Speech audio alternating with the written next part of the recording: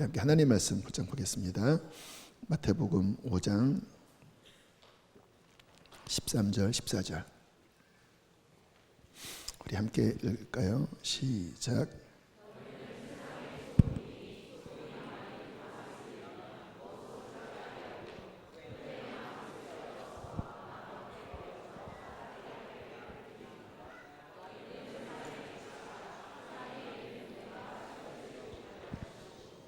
아멘. 오늘 설교 제목을 좀 보여드리고 싶은데요. 잠깐 보여주실까요? 읽겠습니다. 시작. 신앙은 하나님 나라의 삶을 사는 것이다. 이해가 되십니까? 신앙은 뭘까? 내가 예수님 믿는 것은 뭘까? 하나님 나라의 삶을 사는 것이다. 이 제목을 이해하는 게 신앙의 본질을 이해하는 것이라 할 수 있습니다. 다시 한번 좀 보여주세요. 좀 질문을 하면 이게 무슨 의미일까요? 신앙이란 하나님 나라의 삶을 사는 것이다. 뭐 한국말이니까 여기 단어 모르는 건 하나도 없잖아요. 근데 이해가 되는 분도 있고 안 되는 분도 있을 거예요. 미국에 오래 사시다가 이제 한국에 다시 와서 어떤 분이 도서관을 갔대요. 그래서 뭐 책 때문에 거기 안내하는 분한테 뭘 물어보는데 다 한국말인데 하나도 이해가 안 되더래요. 그러니까 뭐 그 안에 있는 어떤 단어가 우리나라에서 오래 살아야만 이해할 수 있는 그런 단어를 연결해서 어떤 설명을 해줬나 봐요. 단어는 알겠는데 하나도 모르겠더래요. 혹시 그러진 않나요? 신앙이란 하나님 나라의 삶을 사는 것이다. 단어는 알겠는데 이게 무슨 말인지 모르겠다 하는 분이 계시나요? 그럼 질문해 보겠습니다. 이게 무슨 뜻일까? 다시 한번 보여주세요. 우리 학생 중에서 대답할 수 있는 친구 있나? 목사님이 문상 줄게, 문상. 현중이.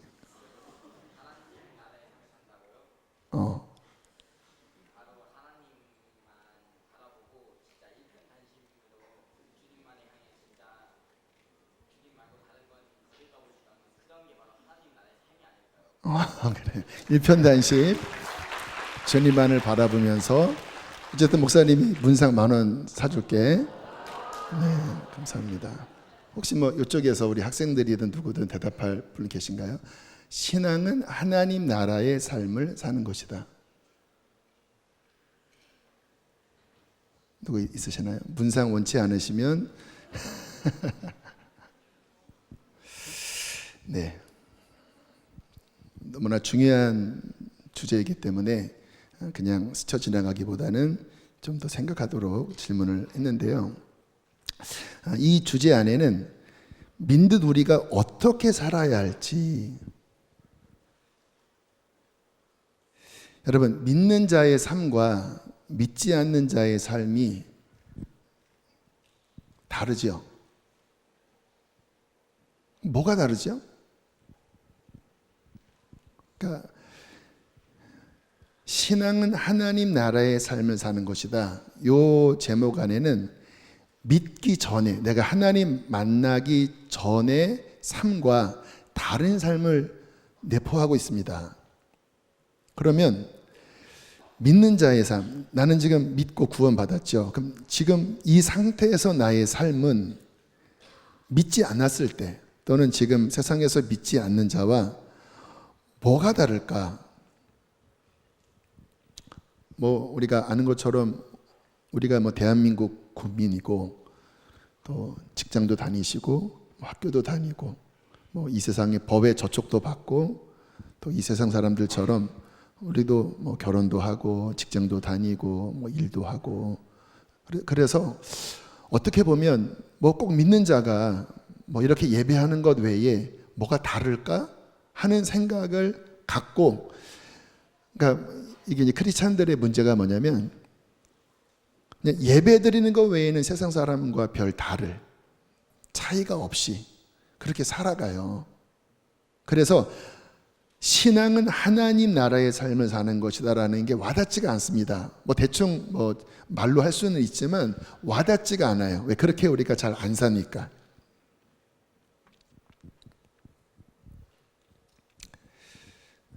뭐가 다를까? 어떤 차이점이 있을까? 이 부분이 우리 안에 분별되어야지, 아, 내가 그것 때문에 이렇게 신앙생활을 하는구나. 그것 때문에 이렇게 예배를 힘쓰는구나. 그것 때문에 이렇게 기도하는 거구나. 이게 우리가 정리되잖아요. 그러니까 뭐든지 무작정 하는 것보다 왜 그래야 하는 줄을 아는 게 중요하지 않겠습니까? 그래서 신앙은 하나님 나라의 삶을 사는 것이다. 이게 무엇인지 오늘 좀 살펴보려고 합니다. 성경의 예를 들게요. 야곱과 에서, 이삭의 쌍둥이 아들이죠. 이란성 쌍둥이 야곱과 에서의 예를 통해서 하나님 나라의 삶은 무엇인지, 또는 믿지 않은 자의 삶은 무엇인지를 한번 분별을 해봤으면 좋겠습니다.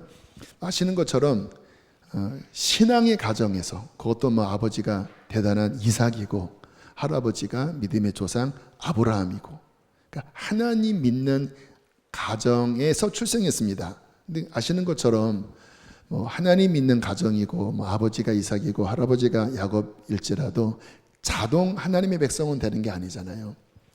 그런데 참 놀랍게 또 아이러니하게 모태신앙이기는 하지만 둘의 인생의 길이 정확하게 하나님의 백성과 하나님의 아닌 백성, 하나님 백성이 아닌 자의 삶으로 이렇게 갈라집니다. 쌍둥이인데. 먼저 에서를 보면요, 에서의 어떠한 내면에서 풍기는 게 뭐냐면요, 영적인 것에 관심이 없습니다.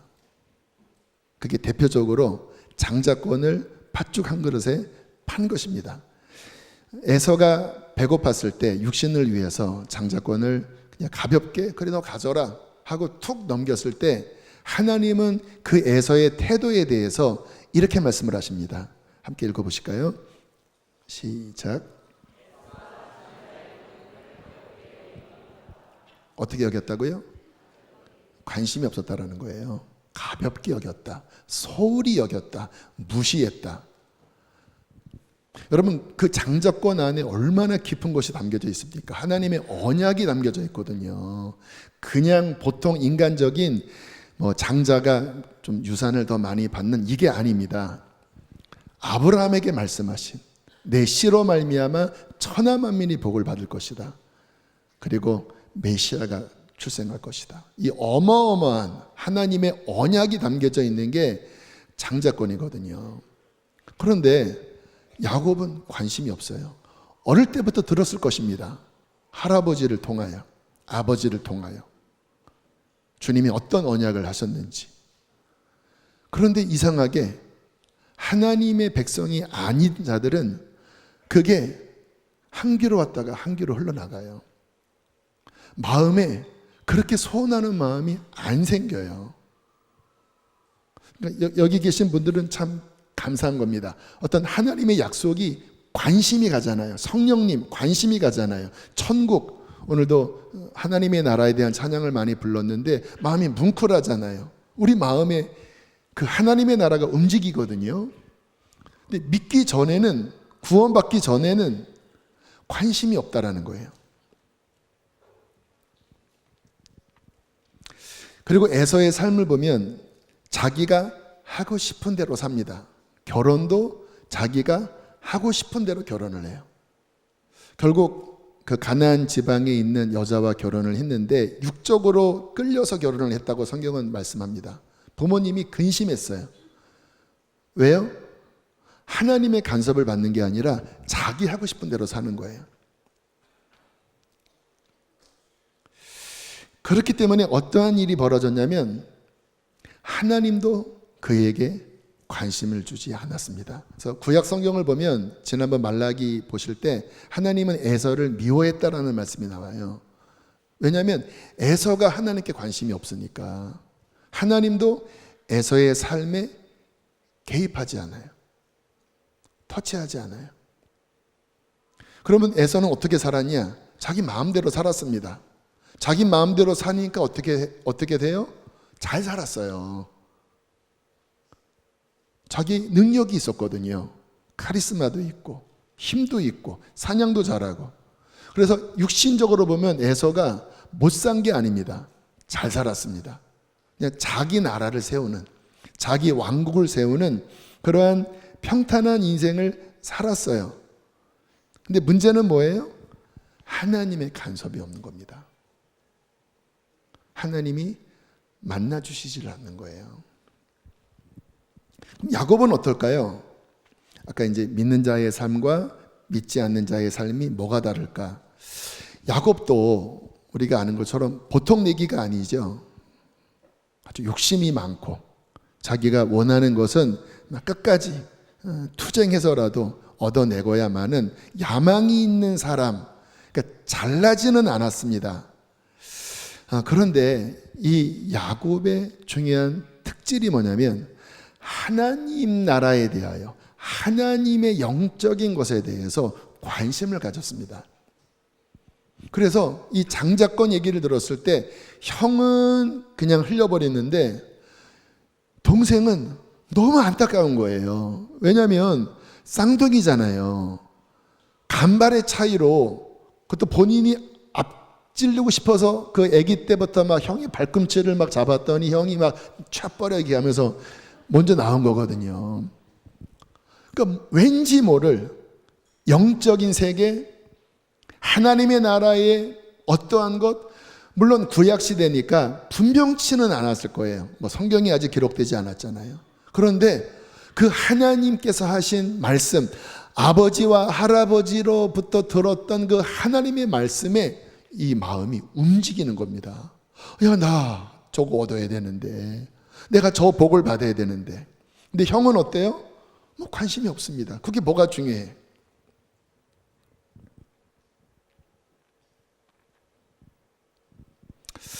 결국 우리가 알고 있는 것처럼 이제 뭐 여러 가지 우여곡절을 통해서 그 장자권을 이렇게 이제 취하죠. 뭐 거짓말을 해서라도 그것을 취하는데, 이제 그 다음에 벌어지는 이 야곱의 인생, 그러니까 하나님을 만난 후에, 하나님이 이제 그를 택하신 후에 야곱의 인생에서 일어나는 변화를 보면 하나님이 간섭하심으로 말미암아 삶이 어려워집니다. 아이러니하죠. 우리는 하나님 믿으면 만사 형통하고 하나님 믿으면 잘 풀릴 거라고 기대하잖아요. 근데 성경을 보면 반대했어요. 오히려 에서가 장자권을 받지 못했는데 자기 하고 싶은 대로 자기 능력대로 살면서 그냥 자기 나라를 세우면서 별 문제가 없었고, 근데 야곱은 그의 인생에 하나님이 개입하면서부터 뭐가 순탄하지 않아요. 왜 순탄하지 않을까요? 야곱은 두 가지 마음이 같이 있습니다. 자기가 원하는 것을 쟁취하고 싶은 육적인 욕구가 있거든요. 그래서 열심히 그렇게 뭔가 추구하기는 하는데 결론은 자기가 하고 싶은 대로 되는 게 아니라 하나님이 개입하셔서 하나님의 뜻으로 그의 삶이 움직입니다. 여기에 어려움이 생겨요. 라헬과 결혼하고 싶었는데 레아까지 같이 곁들여 들어오고, 거기에 막 어떻게 막 12자녀가 나오면서 본인이 원치 않았는데 12지파의 조상이 되고. 자, 이제 야곱이 그 장자권의 축복을 받은 다음에 이제 그의 인생의 터닝 포인트가 창세기 28장이죠. 창세기 28장은 우리 교회, 특별히 이 베델 성전의 모토가 되는 말씀인데요. 자, 창세기 28장 12절과 17절 함께 보겠습니다. 시작.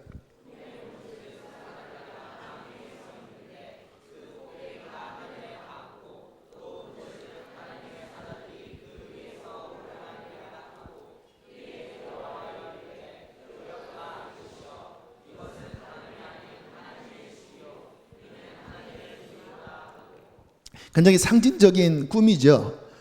하늘에 닿은 사닥다리, 천사들이 오르락내리락 하나님 보좌로부터 본인이 누워있는 그 광야, 그 돌베개 거기까지 연결되어서 오르락내리락 하고 있고요. 그리고 야곱이 깬 다음에 뭐라고 고백합니까? 이곳은 하나님의 집이요 하늘의 문이로다. 그러니까 뭔가 열린 거예요. 하늘이 열린 거예요. 그리고 그 문을 통하여 하나님이 말씀하시고, 그리고 하나님의 수종도는 천사들이 막 오르락내리락 하면서 본인의 인생에 관여하기 시작합니다. 원하는 대로 살지는 못하는데 그 하나님의 관여하심을 통하여 하나님이 원하시는 뜻대로, 하나님의 방향대로 그 인생이 자꾸 이렇게 조종되면서 끌려간다라는 거예요. 그래서 고생은 하지만 그 인생에 뭐가 이루어집니까? 하나님의 뜻이 이루어집니다. 하나님 나라의 일들이 일어나요. 그래서 어떻게 되죠? 아브라함과 이삭과 야곱이라고 하는 신앙의 3대 조상의 반열에 들어가고, 그리고 아브라함에게 민족이 나온다고 했는데 그 본격적인 민족이 그 12아들을 통하여 나오고, 거기에 넷째 아들 유다를 통하여 메시아가 나오고 성경이 기록되고, 어마어마한 거죠. 그냥 에서는 본인 뜻대로 살았는데, 문제없이 살았는데, 야곱은 뭔가 하나님이 관여하고 간섭하시면서 어려움은 겪었지만 어떤 일이 벌어집니까? 하나님 나라의 일이 이루어졌다는 거예요. 하나님 그분의 뜻이 들렸다라는 거예요. 그게 하나님의 말씀이죠.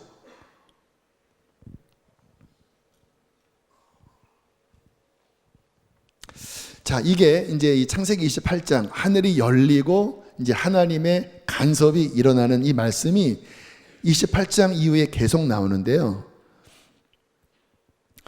이제 야곱이 형을 만나러 돌아올 때 창세기 32장 1절 2절 함께 보시겠습니다. 시작.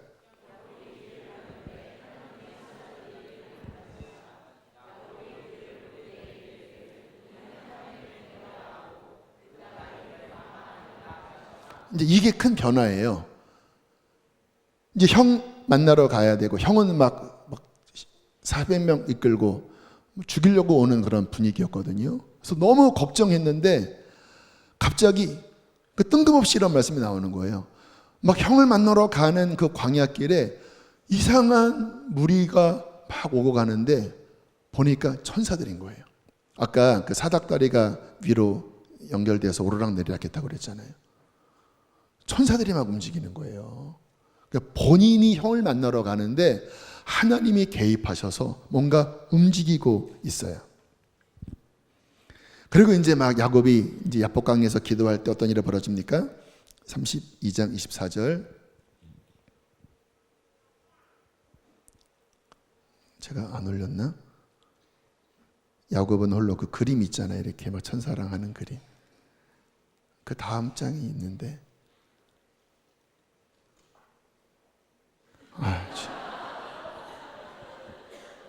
안 뜨는구나. 나는 뜨는데 쟤는 안 뜬다고 그러네. 제가 읽겠습니다. 야곱은 홀로 남았더니 어떤 사람이 날이 새도록 야곱과 씨름하다가, 갑자기 천사가 나타나서 야곱의 삶에 왠지 모를 관여를 하는 거예요. 그리고 그 하나님과 그 천사와의 씨름을 통하여 뭔가 하나님의 축복이 내려오고 뭔가 하나님의 간섭이 내려왔다라는 거예요. 여러분, 우리의 인생도 그렇잖아요. 하나님을 만난 다음에 어려움도 있지만 뭐가 다르죠? 하나님께서 관여하시는 것입니다. 눈에 보이지 않지만 뭔가 하나님께서 말씀하시고, 이렇게 예배를 통하여 말씀하시고, 그리고 막 하나님 앞에 답답함을 토로할 때 뭔가 하나님의 거룩한 임재 속에 뭔가 하나님과의 관계, 하나님의 뜻을 보이시고, 뭔가 하나님께서 뭔가 가르치시고, 뭔가 하나님께서 이끄시는 이러한 변화가 일어나잖아요. 이게 뭐예요? 하나님의 나라가 그의 삶에 침투하여 들어온 것이라는 것입니다.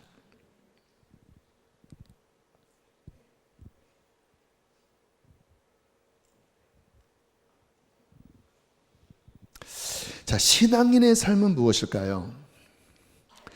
구원받았다라고 하는 무엇일까요? 정확히 이 야곱과 에서를 통해서 보여주는 이 그림을 잘 이해하셔야 합니다. 첫 번째는 하늘이 열린 것입니다. 믿기 전에는 뭐예요? 하늘이 열리지 않고 그냥 내가 부모님으로부터 태어난 땅의 사람, 그냥 육신을 갖고 있는 그냥 육의 사람, 이 세상의 가치관을 가지고 이 세상의 먹거리를 위해서 이 세상이 추구하는 그 방향을 향하여 세상 사람으로 살아갑니다. 하나님과 관계 없습니다. 에서가 그렇죠. 그런데 구원받으면, 진정한 크리스찬이 되면 뭐가 바뀌죠? 야곱처럼 하늘의 문이 열리는 것입니다. 그래서 어떤 일이 벌어져요? 성령이 임하시는 거잖아요. 여러분, 우리에게 성령이 임하시는 것은 놀라운 일이죠. 그러면서 어떤 일이 벌어지냐면, 아까 이제 야곱이 사닥다리가 땅으로부터 하늘까지 연결되어 있고 그 사닥다리 위에 천사들이 오르락 내리락 하는 장면을 봤다고 그랬잖아요. 근데 예수님께서 정확하게 요 그림을 가지고 자신이 누구인지를 요한복음 1장 나다나엘을 만날 때 이렇게 말씀을 하셨습니다. 요한복음 1장 51절 함께 읽겠습니다. 시작.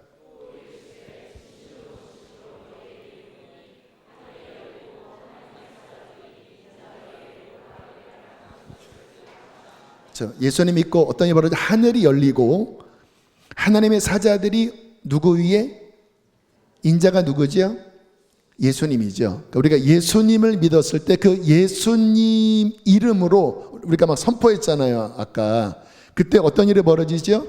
하나님의 천사들이 그 예수님의 이름 안에 오르락내리락 하면서 그 하나님의 뜻을 말씀하시고, 우리가 막 상하고 지쳐 있을 때 예수님의 이름을 통하여 그 하나님 나라의 생명력이, 하나님의 나라의 능력이 우리의 삶에 내려와서 우리를 일으키시기도 하고, 우리가 어떤 문제들을 토로할 때 천사들이 그 기도 제목을 가지고 또 하나님께로 올라가기도 하고, 누구를 통하여? 예수 그리스도를 통하여. 이 땅만 살아가는 게 아니라 하나님과 연결되어 하나님의 나라가 우리의 삶에 침투하여 들어오는 이 삶을 사는 것이 믿는 크리스찬의 독특한 삶이라는 것입니다. 구원받기 전에는 그게 없다라니까요. 저도 구원받기 전에 제 삶을 보면 그냥 이게 없이 그냥 내가 주인이 되어 그냥 이 세상 가치관에 쩌들어서 그것만 보고 살았던 제가 주님 만난 다음에 하늘이 열리고 예수님을 통하여 하늘이 열리고 성령이 임하시고 그 다음부터 하나님의 말씀이 들리기 시작하고 기도할 때 하나님께서 임재하시고 제가 잘못된 길로 걸어가면 그분께서 임재하셔서 저를 막대기로 치시고 다시 바른 길로 가게 하시고 또 어떤 하나님의 사인을 주셔서 하나님의 어떠한 꿈을, 하나님의 이상을, 어떤 하나님의 예언적 말씀을 이 안에 두셔서 그 하나님의 나라의 가치관으로 저를 끌고 가기 시작했어요. 여러분도 그러시잖아요. 그게 무엇이죠? 하나님의 나라가 그 사람 안에 침투하여 들어온 것입니다. 이게 중요해요. 신앙의 삶은 무엇이냐? 하나님 나라의 삶을 사는 것이다. 이해가 되시나요? 하늘이 열리고 이제는 하나님의 말씀이 들리고 하나님의 생각이 들어오고 하나님이 관여하시고 하나님 나라의 뜻을 이루기 위하여 우리의 인생을 끌고 가는 그 삶으로 변화되었다는 것입니다. 로마서 14장 17절 여러 번 선포된 말씀인데요. 함께 읽겠습니다. 시작.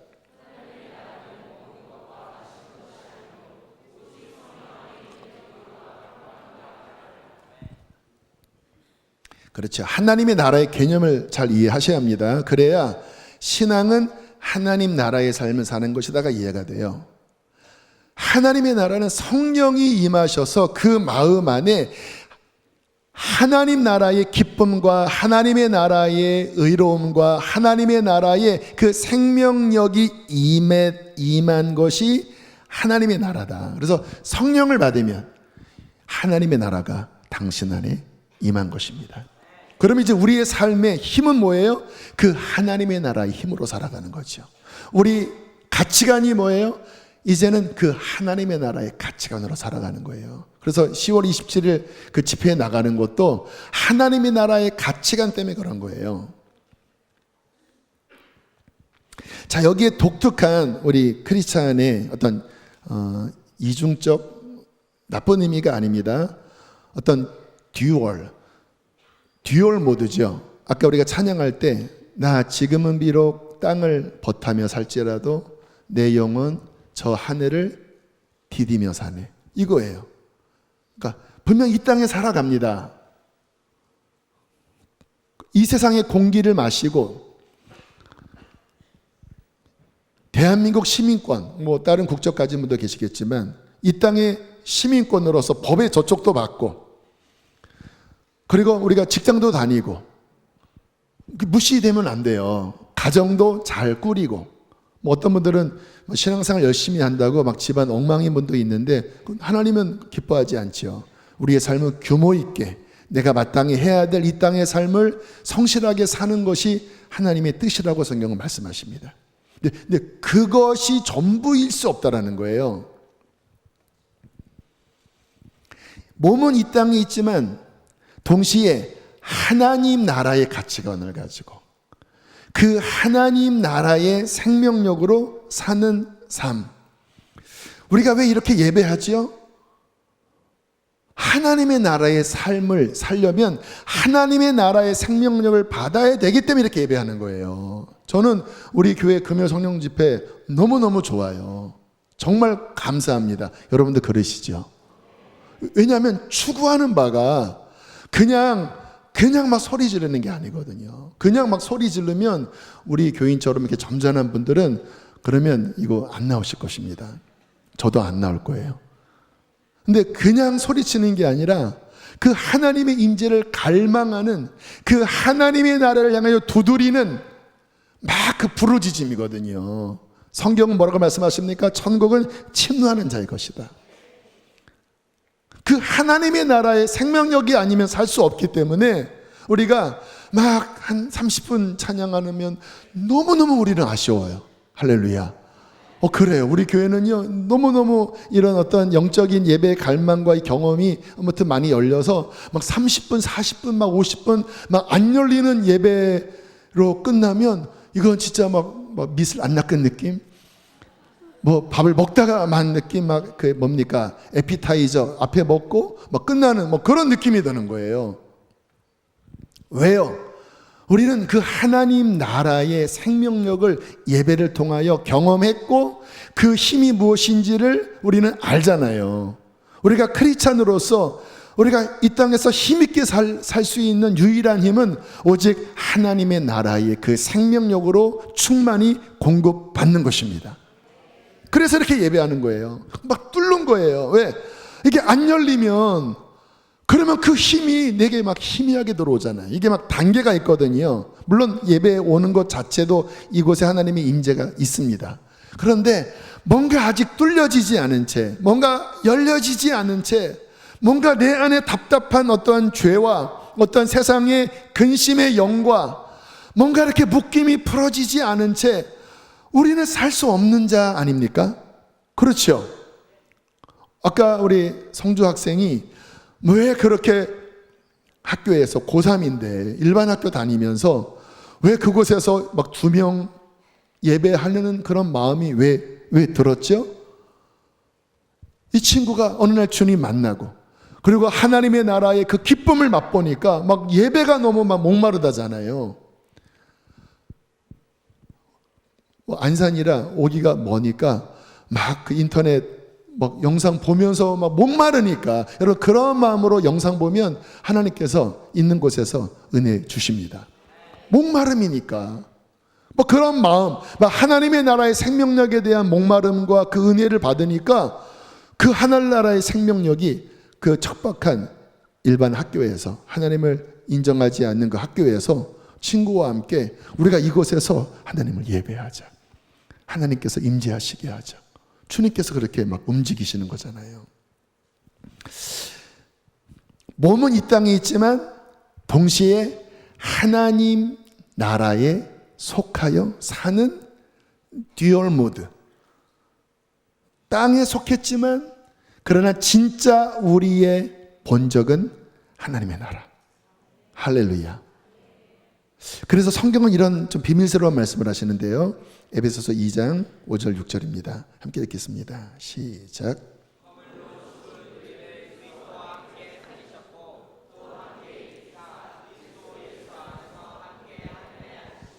자, 우리의 구원에 잠깐 말씀 놔두시고요. 우리의 구원은 무엇입니까? 죄와 화물로 영적으로 죽어 있었어요. 근데 그리스도께서 부활하신 그 부활의 능력으로 예수를 믿을 때 주님과 함께 어떻게 하셨다고요? 살리셨습니다. 그래서 우리가 예수님 믿고 거듭나는 경험은 그 예수님께서 죽음에서 부활하신 그 죽음을 깨트리는 그 부활 생명이 우리 속에 역사하셔서 허물로 죽은 우리의 속사람 영을 일으키신 것입니다. 살리신 거예요. 그게 뭐예요? 거듭남이에요. 그게 구원이에요. 이때 하늘이 열리죠. 성령이 임하시죠. 하나님의 음성이 들리지요. 성령의 임재를 경험하지요. 근데 거기서 끝나지 않고 또 함께 일으키사. 그 다음 읽어보실까요? 시작. 그렇죠. 함께, 예수와 함께, 앞에서도 예수와 함께 살리셨고 또 함께 일으키사 예수와 함께 어디에 앉히시니? 하늘에 앉히시니. 이게 미래형일까요? 완료형일까요? 완료형입니다. 함께. 그래서 우리가 영적 주소를 보면요, 지금 예수와 함께 하나님 보좌 우편에 예수와 함께 앉아 있습니다. 이게 이제 진리예요, 진리. 근데 한편으로는 난 이 땅에 살아가는데 이 땅에 살아가요. 듀얼 모드라고 그랬잖아요. 우리의 육신은 이 땅에 살아가요. 우리의 몸은 죄에 익숙해요. 그런데 그것만 인정하면 안 돼요. 우리가 예수와 연합됐잖아요. 아멘. 예수님과 연결되어 있잖아요. 교회가 예수님의 몸이라고 그랬잖아요. 그럼 주님과 연결되어 있잖아요. 그러면 어떻게 된 겁니까? 영적 주소는 주님과 함께 하나님 보좌 우편에 함께 앉아 있는 거예요. 그래서 듀얼 모드로 돌아갑니다. 몸은 이 땅에 있지만 우리가 정말 하늘의 문을 열고 예배하면 영적 주소, 그 영적인 생명력이 작동돼서 우리가 이곳에서 막 손을 들고 찬양할 때 그냥 땅에서만 있는 게 아니라 실은 하나님 보좌 앞에서 하나님과 함께 우리의 영이 예수 그리스도 안에서 그 능력을 힘입어 막 찬양하고 막 하나님 만나고 하나님의 임재 속에서 막 뚫고 나갈 수가 있는 것입니다. 이 두 가지를 함께 이해하는 게 굉장히 중요해요. 그러니까 우리가 이런 진리에 많이 이렇게 노출되지 않으면 자꾸 마치 먼 미래의 천국 가고, 그냥 천국은 보이지 않는 곳이니까 저 위에 있고, 근데 나는 그냥 이 땅에서 허덕이면서 그냥 뭔가 보이지 않으니까 막 여기서 이렇게 허공을 치는 답답한 그런 형태로만 착각을 해요. 근데 그게 아니라니까요. 몸은 이 땅에 있지만 듀얼 모드로 우리가 믿음을 발휘하고, 그리고 정말 성령 안에서 예수 그리스도의 이름으로 막 나아가면 우리는 그 영적으로는 예수와 함께 하나님 보좌 우편에서 그 하나님의 나라의 생명과 하나님의 나라의 능력과 그 하나님의 나라의 통치로 우리는 일어나고 힘을 얻고 승리하게 되는 거예요. 그래서 크리스찬의 삶은 뭐냐? 몸은 이 땅에 있지만 그 예수 안에서 하나님의 나라의 생명력으로 하나님의 나라의 삶을 살아가는 것입니다. 야곱이 이 땅에 살아가면서 연단도 있고 어려움도 있었지만 계속 천사들이 오르락내리락하고 고비고비마다 하나님께서 간섭하시고 하나님께서 이끌어 주시면서 야곱의 인생이 믿음의 조상의 반열로 들어갔잖아요. 뭐가 다른 거예요? 육적으로는 분명히 어려웠잖아요. 근데 그게 나쁜 겁니까? 아니요. 하나님의 나라가 개입하면서 야곱의 인생이 하나님의 나라의 백성으로 훈련되어진 것입니다. 이게 크리스찬의 삶이에요. 할렐루야. 이해가 되시나요? 그러므로 우리의 갈망은 무엇입니까? 그 하나님의 나라의 생명력을 더 채우는 것입니다. 아까 우리 찬양 중에 작은 방울, 강줄기 되어, 그리고 그것이 바다가 되고 바다에 바람이 불면서 거룩한 폭풍이 일어나고 거기에 주님의 군대가 일어나고, 그게 뭐예요? 그 하나님의 나라의 생명력이 우리 안에 방울방울 흘러 들어오고 강줄기로 우리를 막 세차게 움직이면서, 이게 개인이 아니라 막 교회가 연합해서 그 하나님의 나라의 거룩한 생명력으로 힘을 얻어 일어나 이 마지막 때를 통과할 군대로 막 달려나간다고 하는 그 찬양이잖아요. 얼마나 그 찬양 가사가 우리의 가슴을 흥분시킵니까? 이게 우리의 갈망입니다. 그냥 하나님의 나라의 생명력 없이 그냥 이 땅만 바라보면서 이 땅의 가치관에 쩌들어서 그냥 이 땅에 잘 먹고 잘 사는 여기에만 몰두한 채 하나님의 나라의 생명력, 하나님의 나라의 이상, 하나님의 나라의 꿈, 그 하나님의 나라의 그 말씀, 예언이죠. 그 나라의 그 선포는 우리 안에 너무 희박한 채 땅만 바라보고 산다면 크리스찬의 삶이 아니죠. 에서의 삶이겠죠. 에서가 모태신앙 가정 안에 있었잖아요. 그 언약을 들었잖아요. 그런데 에서는 그냥 육신만을 위해 살지 않았습니까? 자기 나라 세우는 것이 인생의 목적이었잖아요. 혹시 이 안에 교회를 다니지만 하나님의 나라의 삶을 살지 않고 하나님의 나라의 가치관, 우리를 지배하지 않고 그 생명력이 결여된 채 그냥 허덕이며 산다면 이거는 뭔가 큰 문제가 있는, 에서와 같은 정말 안타까운 일이 아니겠습니까?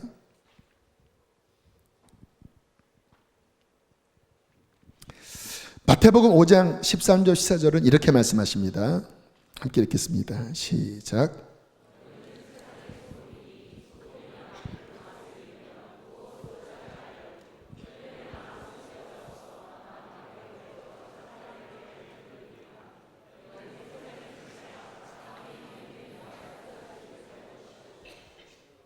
세상에 우리가 뭐라고요?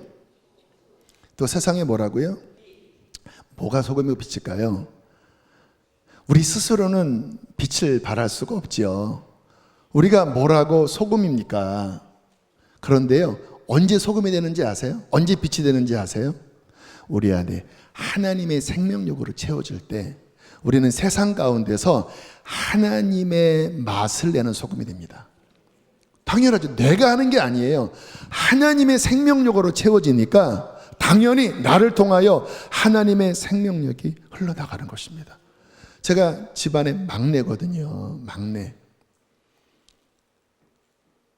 그러니까 막내니까 뭐 집안에서 영향력이 없겠죠. 또 뭐 저의 부모님, 뭐 저는 나이가 아주 많은 건 아니지만 그래도 뭔가 가부장적 그 시대의 끝물 정도에 살았기 때문에 막내는 영향력이 없어요. 그래서 제가 어릴 때 항상 이제 형님이 저랑 5년 차이고 누님이 저랑 3년 차이거든요. 어릴 때 제가 뭔가를 말하려고 하면 너 입 다물어 하고 막 지네끼리만 말하더라고요. 기분이 나빴습니다. 그러니까 막내니까 너 뭐 말하지 말아라. 뭐 늘 이런 분위기였어요. 그러다가 제가 주님 만나고 그리고 성령을 받고 하나님의 부르심을 받고 하나님의 말씀이 임하고 하나님의 생각이 제 안에 부어지면서 신기한 게 제가 말을 하면 그 말 속에 권위가 생기더라고요. 제 말이 아니라 하나님의 말씀이 제 입술을 통해서 나가니까 이게 당연히 막내가 하는 말이 아니라 하나님의 뜻이 가정 가운데 선포되어지는 거예요. 그러니까 형님이, 저희 누님이, 저희 어머니가, 저희 아버지가 그 말에 영향을 받으시더라고요. 그리고 한 사람 한 사람 주님께로 돌아오고 뭔가 기도하면 응답이 되고, 그게 뭐지요? 저의 어떠한 존재가 아니라 제가 하나님과 연결되면서 하나님으로 충만하게 채우니까 제 가정 안에서 하나님의 맛을 내는 소금이 된 겁니다. 하나님의 빛을 드러내는 빛이 된 거예요. 근데 만약에 제가 교회를 다니지만 하나님과 깊은 관계를 맺지 않고 그냥 본성적으로 육신으로 그냥 원래 막내처럼 지냈다고 하면 저는 맛을 잃은 소금일 것입니다. 어떤 영향력을 줄 수 없었을 거예요. 구원하지 못했을 거예요. 많은 분들이 우리의 삶에서 충만한 하나님의 생명력, 그가 주신 이상, 환상이지요. 그가 주신 말씀, 예언이죠. 그가 주신 꿈, 이렇게 영향을 받지 못하고 그냥 자연적인 이 세상 사람과 별 다를 바가 없는 그의 가치관도 바뀌지 않고 그의 내면의 힘도 바뀌지 않고 그냥 세상 사람처럼 삶으로 말미암아 맛 잃은 소금으로 살아갑니다. 가정을 구원하지 못해요. 왜? 구원은 내 힘으로 되는 게 아니거든요. 우리 안에 계신 예수의 생명력으로 되는 것입니다. 직장에서도 마찬가지예요. 직장에 있는 지금 정말 기독교에 대한 반감이 심하잖아요. 신우회도 제대로 못 만드는 그런 시절 아닙니까? 근데 저는 더 문제는 뭐냐면 크리스찬들이 이러한 주의 생명으로 충만한 삶을 살지 못한 채 그냥 그 어떠한 세상의 가치관, 세상의 시스템에 눌려서 진짜 맛 잃은 소금으로 빛을 내지 못하는 꺼져버린 등불로 그렇게 죽어가면서 지내는 분들이 너무너무 많아요. 혹시 여러분은 그렇지 않나요? 근데 감사하게 오늘 우리 성주 학생의 간증처럼 또 우리 청년들도 학교에서, 대학교에서, 그리고 직장 다니면서 또 우리 성도님들도 직장 안에서 진짜 성령 충만함 받고 삶이 바뀌고 그 캠퍼스에서 그 직장 안에서 자연스럽게 하나님의 나라의 영향력이 흘러가서 신우회가 형성이 되고 그리고 믿지 않는 자가 자신을 보면서 뭔가 하나님에 대한 갈망을 갖고 그러한 일들이 일어나요. 정상이겠죠? 왜 정상입니까?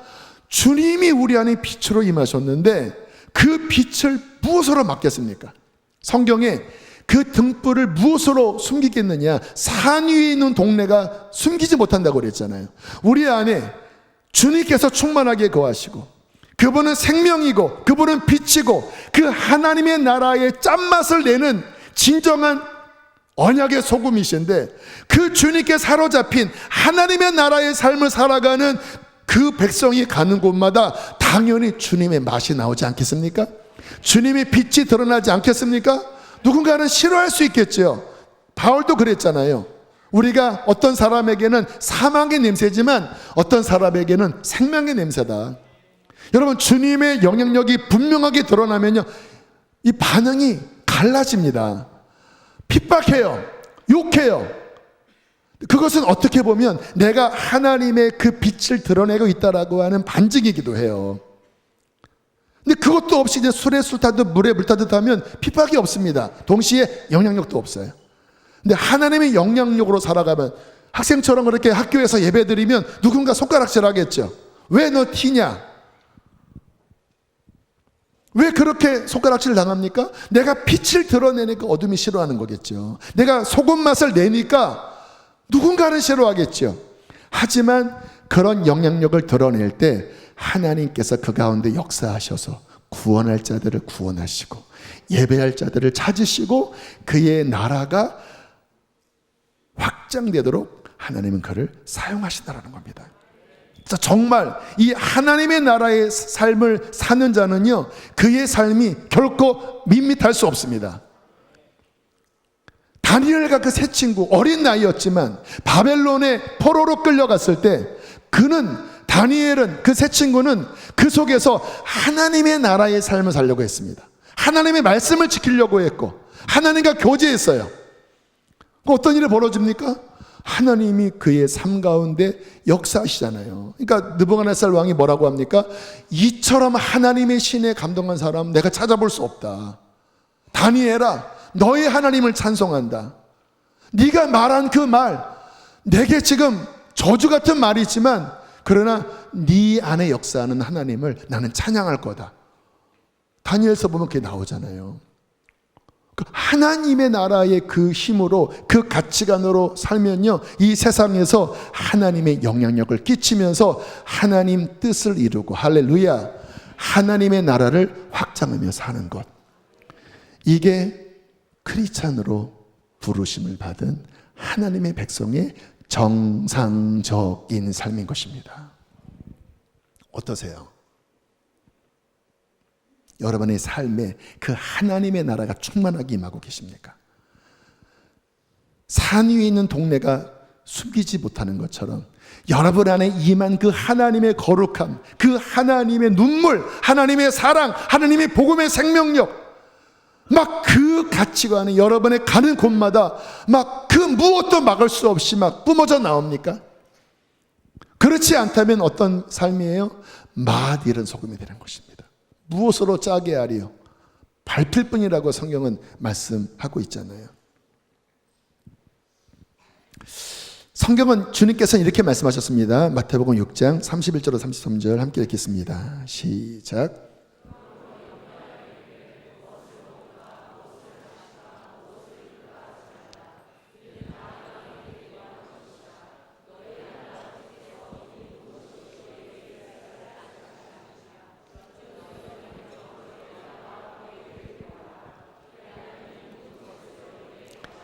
잘 들으세요.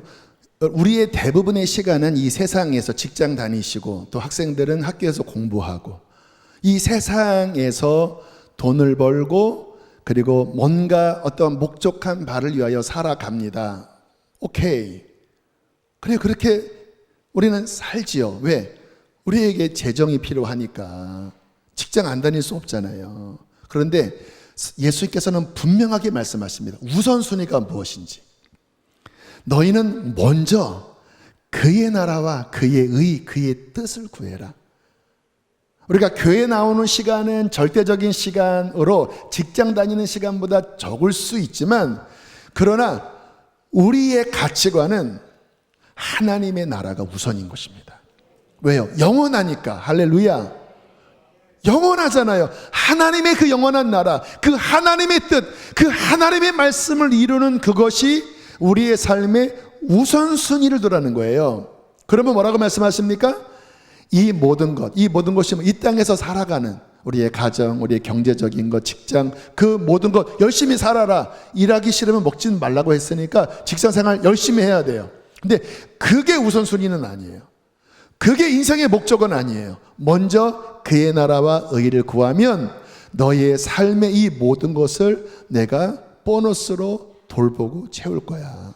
물질도 주고, 직장에서도 인정받게 하고, 우리의 삶의 바운더리 안에 하나님이 얼굴빛을 비추셔서 은혜와 평강을 주실 것입니다. 하나님은 아버지시거든요. 모든 복의 근원이시거든요. 창세기 1장에 복을 주어 이르시되 생육하고 번성하라, 정복하고 다스려라. 그 복은 지금도 유효합니다. 이 땅을 살아가면서 승리할 수 있도록 하나님은 복을 주시고 은혜를 주시는 분이세요. 근데 이 땅이 목적이 아니라 먼저 그의 나라와 의를 구하며 하나님의 나라의 삶을 살아갈 때 이 땅에 필요한 모든 것은 하나님의 주권 아래서, 뭐 부자가 되지는 않는다 할지라도 이 땅을 살아가는 데 필요한 모든 것을 더해 주시겠다라는 거예요. 목적이 아닙니다. 더해 주시겠다라는 거예요. 돈을 많이 벌 수 있어요. 근데 그게 목적이 아니라는 거예요. 너는 하나님의 백성으로 야곱처럼 하늘의 문이 열린 자로서, 하나님의 통치 안에 있는 자로서 그 하나님의 뜻을 분별하고 그 하나님의 뜻을 위하여 그 하나님과 함께 하나님의 뜻을 이루면서 너의 삶 가운데 하나님께 영광을 돌려라. 그 나라의 생명력을 흘려보내라. 그래서 가정을 구원하고 너희 주변에 만나는 자들에게 맛을 내어라. 소금의 맛을 내고 빛을 비추어라. 어떻게? 먼저 채우라는 거예요. 그래서 우리가 예배하는 거잖아요. 뚫기 위해서 예배하는 거잖아요. 성령의 충만함을 받고 말씀의 충만함을 받고 그 하나님의 나라의 가치관으로 채워지고, 그리고 우리의 있는 곳에서 만나는 사람에게 맛을 내는 겁니다. 빛을 발하는 것입니다. 그때 주님께서는 우리를 통하여 구원할 자들을 구원하실 것입니다. 그게 열매 맺는 거잖아요. 하나님의 나라가 확장되는 거잖아요. 그렇게 70년 80년을 살다가 우리의 목숨이 끝나는 그날 우리는 주님 나라에 이제 완전히 들어가게 되겠죠. 그때 주님께서는 그렇게 맺은 열매를 받으시고 우리를 칭찬하시면서 우리에게 상을 주시고 면류관을 주시겠다라는 거예요. 근데 이런 것 없이 세상 사람처럼 세상 나라에 나의 나라를 에서처럼 구하면서 하나님의 영향력 없이 살았다고 하면 어떻게 될까요? 소금이 맛을 잃으면 다만 밖에 버려져 사람들에게 밟힌다고 했다고 하면 주님은 그 신앙을 가짜라고 하지 않겠습니까?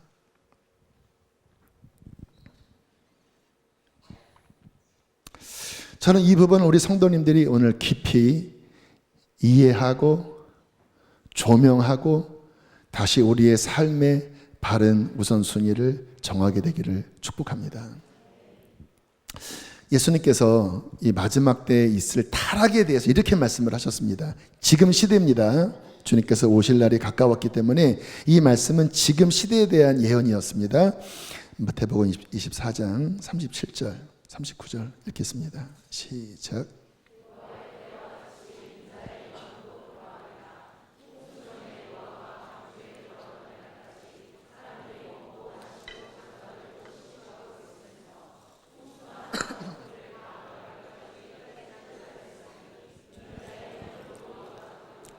자, 말씀 놔두세요. 예수님이 임할 때는 언제와 같아요? 노아의 때와 같아요. 노아의 때도 이제 홍수로 심판할 끝이었잖아요. 근데 예수님이 다시 오실 끝에도 상황이 똑같아요. 어떠냐? 38절. 그 마지막 심판 직전까지 사람들은 어떻게 살았습니까? 먹고 마시고 장가들고 시집가고 있으면서 곧 홍수가 임하여 다 멸할 텐데 깨닫지 못하고 먹고 마시고 장가들고 시집가고 있었는데 예수님이 임할 때도 똑같다라는 거예요. 근데 여기에 지금 이게 죄입니까? 먹고 마시고 시집가고 장가가는 우리가 다 하는 거잖아요. 근데 왜 주님께서 마지막 때의 상황을 막 살인하고 막 간음하고 동성애가 이렇게 말씀하지 않고 노아의 때와 같은데 사람들이 먹고 마시고 시집가고 장가가고 이게 뭐가 문제죠? 우리가 사는 거잖아요. 이것만을 위해 산다라는 거예요. 하나님 나라 관심 없고 하나님의 뜻 관심 없고 곧 홍수로 심판할 텐데 하나님의 나라의 뜻에 관심이 없어요. 하나님의 카이로스 하나님의 때에 대해서 관심 없다라니까요. 그냥 내 때만을 위해 살아가요. 그러다 어떻게 됩니까? 다 홍수로 수장됐다라는 거예요. 근데 주님이 오실 때도 똑같다라는 거예요. 사람들이 하나님의 나라 관심 없고 하나님의 뜻 관심 없고 먹고 마시고 시집가고 장가가고 땅의 것을 위해서만 푹 빠져 살다가 주님 오실 때 아차 하고 끝난다라는 거예요. 그 다음 말씀 누가복음 21장 34절 36절입니다. 함께 읽겠습니다. 시작.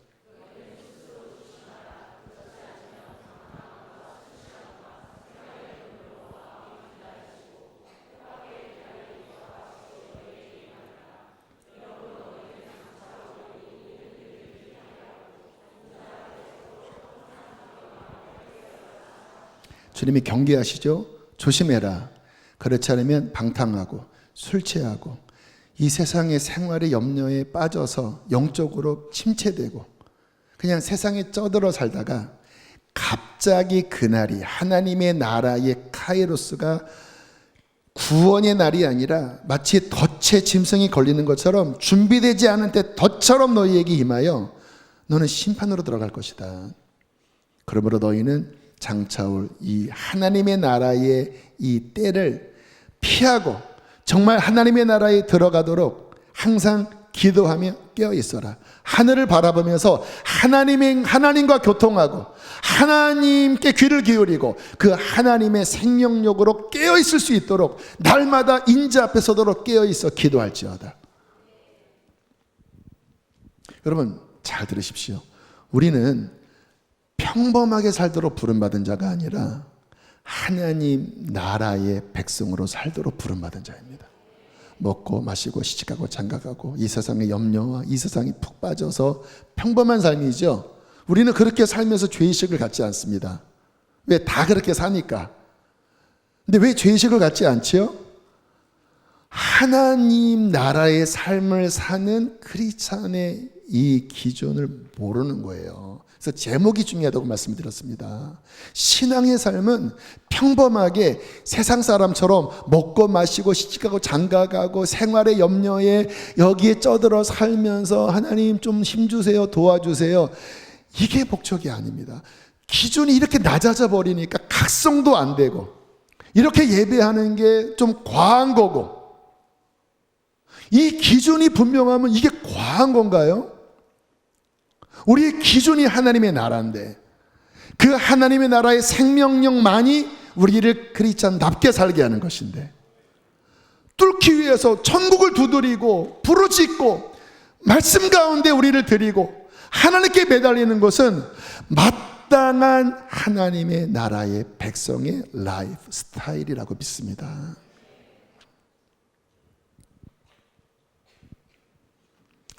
에베소서 5장 18절 함께 읽겠습니다. 시작.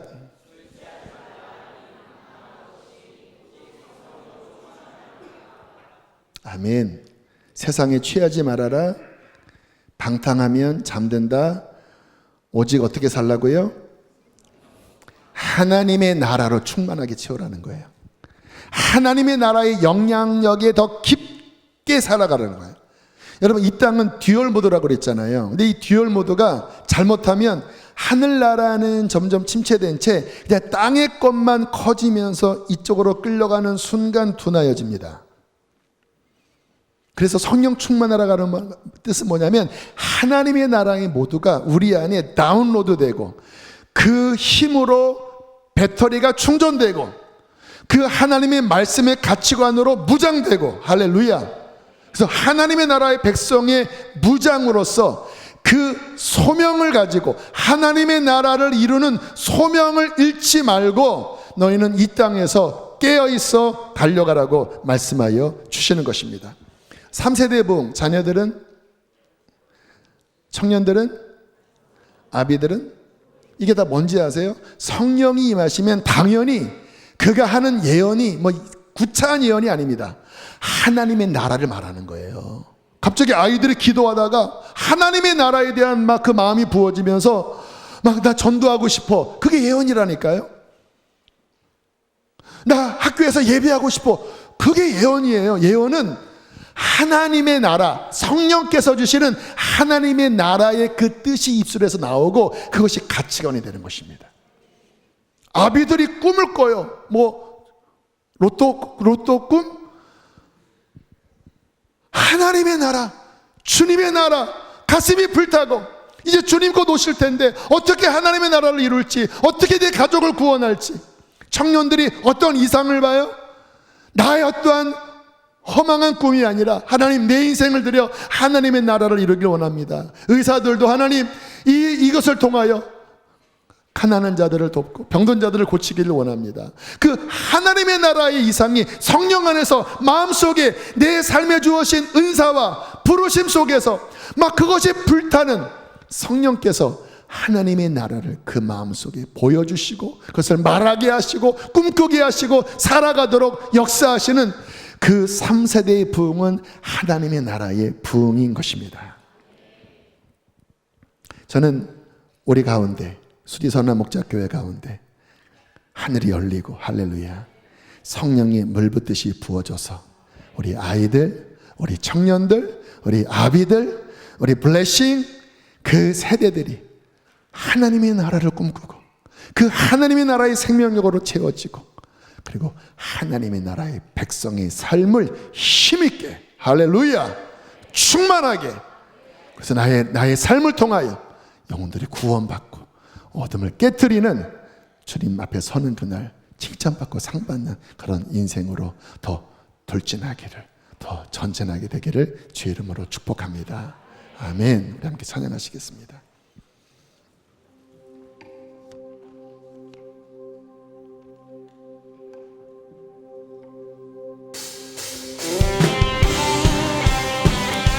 주 안에서와 그 힘의 능력으로 강건하여지고 마귀의 괴계를 능히 대적하기 위하여 전신갑주를 입을지어다. 우리 그런 사람은 우리 일어나서 하나님께 찬양합시다. 임하소서 메마른 나의 심령 위에. 아멘. 주님의 은혜. 앞으로 나오셔도 좋습니다. 나를 꽉 주옵소서. 아멘. 주의 권세 주의 능력. 아멘. 지금 이 시간이 와셔서 악한 것을 모두 깨뜨리고 주님 나라 임하소서. 영광 할렐루야. 예수의 그 피가 내게 승리 주네 구원이 되시네. 영광 할렐루야. 예수의 이름이 능력되네 소망이 되시네. 우리 갈망하는 마음으로 성령이여 임하소서. 메마른 나의 심령 위에 주님의 은혜에 담비 내려 날 흠뻑 적셔 주옵소서. 주의 권세 주의 능력 지금 이 시간이 맞춰서 악한 권세 모두 깨뜨리고 주님 나라 임하소서. 영광 할렐루야. 예수의 그 피가 내게 승리 주네 구원이 되시네. 영광 할렐루야. 우리 예수 그리스도 이름 위에 천사들이 오르락 내리락 한다고 말씀하셨습니다. 우리 예수의 이름으로 전국을 뚫고 나갑시다. 영광 할렐루야. 예수의 그 피가 내게 승리 주네 구원이 되시네. 영광 할렐루야. 예수의 이름이 능력되네 소망이 능력되네 소망이 능력되네 소망이 되시네. 주님의 나라 주님의 권세 주님의 영광 영원히 아멘. 주님의 나라 주님의 권세 여러분 예수의 이름으로 주의 나라와 권세와 능력이 임합니다. 주님의 나라 주님의 주의 그 권세와 그 나라의 능력으로 충만하게 되십시다. 주님의 나라 주님의 권세 주님의 영광 예수와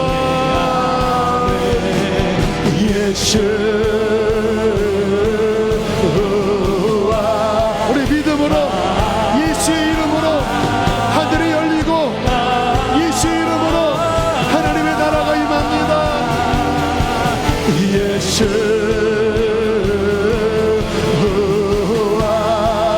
우리 믿음으로 주님의 이름을 부르라. 예수와 예수